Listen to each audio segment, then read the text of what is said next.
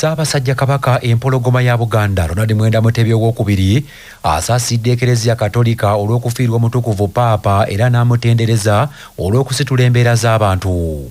Obubaka bwa nnyinimu busomeddwa Kamalabyonna wa Buganda ow'ekitiibwa Charles Peter Mayiga ku Lutikko e Lubaga era nnyinimu asiimye Ekereziya olw'enkolagana ennungi n'Obwakabaka mu kusitula embeera z'abantu.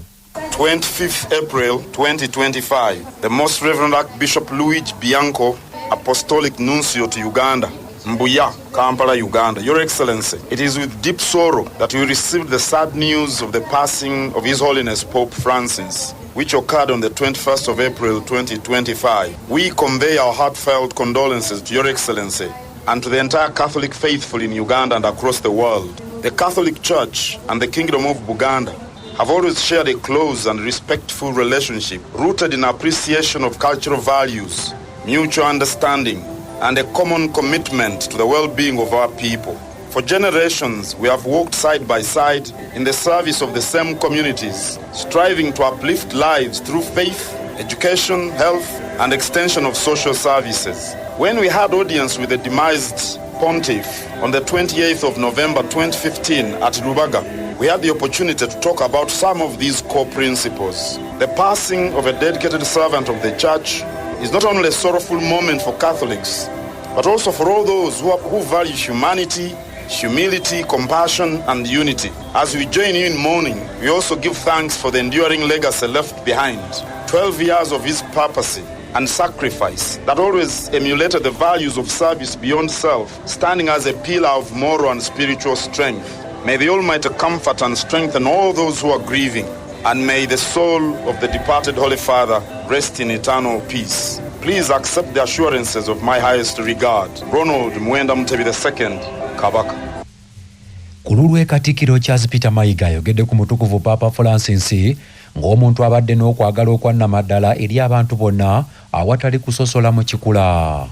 Naye bagamba nti etteeka ekkulu kwagala Katondawo n'okwagala bantu banno nga gwe wennyini bwe weeyagala. Ndowooza Papa Francis atugiddeyo amakulu agali mu kiragiro ekyo ekikulu eky'okwagala muntu munno ne Katondawo, kubanga embeera ze zonna zibadde zeetooloolera mu kulaga kisa bantu, okubakumaakuma, okubabudaabuda. Nze ku lwange ndowooza nti obwe bukkiriza obutuufu. Obukkiriza buliko obulombolombo, tugambe ffe Abakatoliki kituufu n'amasakalamentu, naye ebikolwa byaffe ndowooza nti bye bisinga okulaga obukkiriza.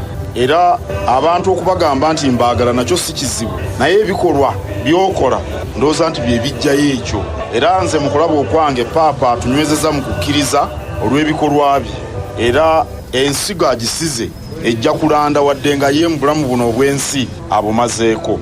Ye Chansala w'essaza ekkulu Kampala Reverend Father Pius Malese Ntumbwe yeebazizza nnyo Obwakabaka olw'okuyimiriranga n'Ekereziya mu buli mbeera era ne yeeyama nti baakwongera okunyweza enkolagana.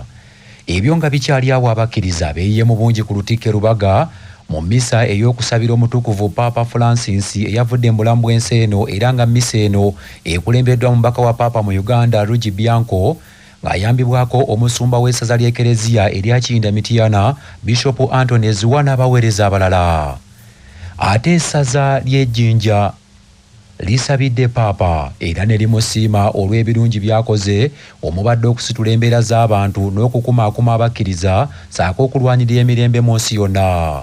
Reverend Father Muto Gerard asinzidde mu mmisa ebadde ku Lutikko Ejjinja n'agamba nti Papa Francis aweereza bulungi Ekereziya w'Omukama ng'awabudde esaako okulambika abaweereza bonna.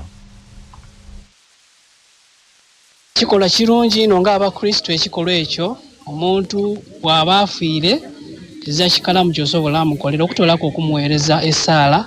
Ate ife Abakatoliki tuyidde nti essaala esinga mu donadona n'ekitambiro oba omusengo gwa misa omutukuvu. Okufa kwa Papa Francis kutegeeza nti buli ssaawa eno ng'Ekereziya mu nsi yonna yonna tuzira mukulembeze awoonya entebe eya Peetero omusika wa Peetero ndereere. Mu ngeri y'emu Father Muto ayogedde ku birungi ebituukiddwako mu buweereza bwa Papa Francis. Nga n'eiroboozi ery'abanaku era ni wano mu Uganda bwe yakyalira ebifo kamaala era yakyalira n'ekifo kire kye bakuumiramu abo abazira ku mwasirize na Lukolongo. kaleni twena tukubirizibwa okuboneka nti mu byalo byaife mu maka gaife abantu betuwangala nabe abazira ku mwasirizi basobola okuboneka nti tubawanirira.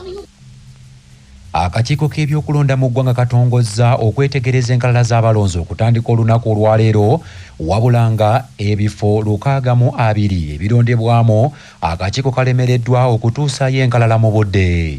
Omusasi waffe Musisi John Munandagwe yalina ebisingawo. Ssentebe w'akakiiko k'ebyokulonda mu ggwanga omulamuzi Simon Mugeji Byabakama bw'abadde alangirira enteekateeka eno ategeezezza etandise mu butongole mu bitundu by'eggwanga eby'enjawulo era nga mu Uganda polling station oba ebifo ebirondebwamu 380,315 zo zitandikiddewo olwaleero okutuuka ennaku z'omwezi nga 15 mwezi ogujja ogwokutaano era nga bonna baweereddwa ennaku 21 bino byonna okuba nga bikomekkerezeddwa buli munnansi ayagala okwetaba mu kulonda okw'omwaka ogujja 2026 okukebera ebimukwatako okukakasa oba ekifo kyalonderwamu mpawo nkyukakyuka zikoleddwamu bw'eppona erinnya lye.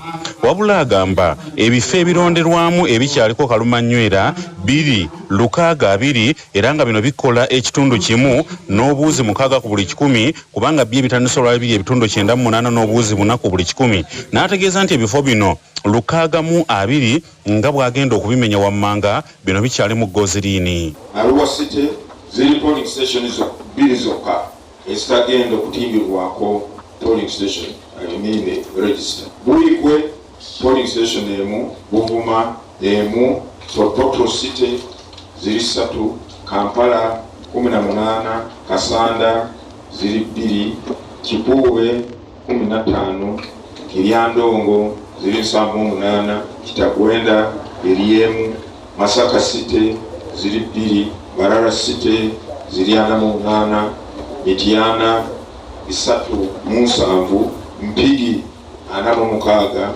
Mukono 32, Wakiso 13. Simon Mugenyi Byabakama era ategeezezza obawadde essuubi ebifo bino nti bigenda kuweebwa ennaku z'abiri endala 21 nabo bagenda okukebera enkalala zino singa buli kizibu kyonna ekibaddewo kiba kimaze okutereezebwa. Netule mu kaweefube okulaba nti tulongoosa ebyuma ebyo event registers nazo zifulumiziddwa tuzitwale mu polling station ezo nabo beenyigire mu enkola eno oba programu eno y'okutimba polling stations. Olwakirana 8 CBS FM Radio Lwasa Mayinja Munanda ku Musisi John. Minisitule y'ebyobulimi obulunzi n'obuvubi mu ggwanga eri mu kattu olwa tractor ezirimaze yagula emyaka egiyise neziweereza mu bitundu by'eggwanga ebitali bimu wabula nga tractor ezo teziriiko bikumbi ebyeyambisibwa mu kulima.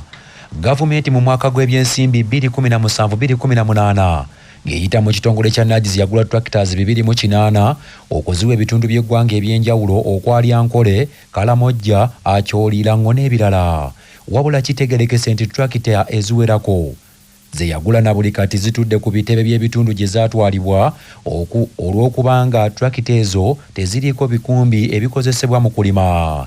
Ssentebe w'akakiiko ka Paalamenti akalondoola ebyobulimi n'obulunzi era omubaka omukyalo wa disitulikiti y'e Linda Auma asinzidde mu kakiiko ka Paalamenti akavunaanyizibwa ku mbalira y'eggwanga n'abikkula ekyama nti gavumenti yagula tractor ezitaliiko bikumbi birima era gye zaasindikibwa zaasimbwa mu bitundu ebyo ng'abeeyo tebayinza kuzikozesa.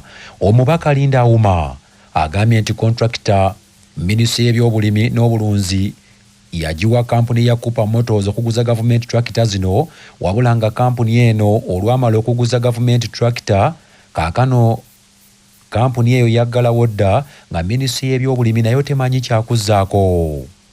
To collapse without supplying the ministry. Now they had paid them. So they didn't supply and now the ministry is following them up. Even if you go to Nakawa, Cooper Motors is no longer functioning.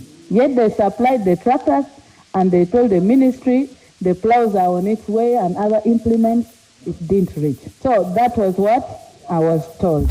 Manya obuvuno obuddo obw'eddembe lyo tonyigirizibwa ddembe lyo ery'obwebange ddembe lyakukyusibwako baluswata property consultants batunda ettaka ku nguudo zonna eziyingira n'okufuluma ekibuga va mu by'ettaka lyakulukuta ennyumba ya kyama basange ku ofiisi yaabwe ekyengera opposite Orange City essimu 0704 80 1905 ddembe lyo okuwawaabira banka singa etunda omusingo gwo nga tesoose kulanga mu mawulire nga munnamateeka George Musisi bw'annyonnyola. Banka oba kampani yonna yonna ewola ensimbi nga tennaba kuteeka ku nnyondo oba kutunda kintu ky'omuntu yenna alemereddwa okusasula ebbanja lye yeewola oba omusingo gwe yateekayo, eragibwa okulanga ekintu ekyo kyegenda okutunda mu mawulire agasaasaana mu ggwanga lyonna.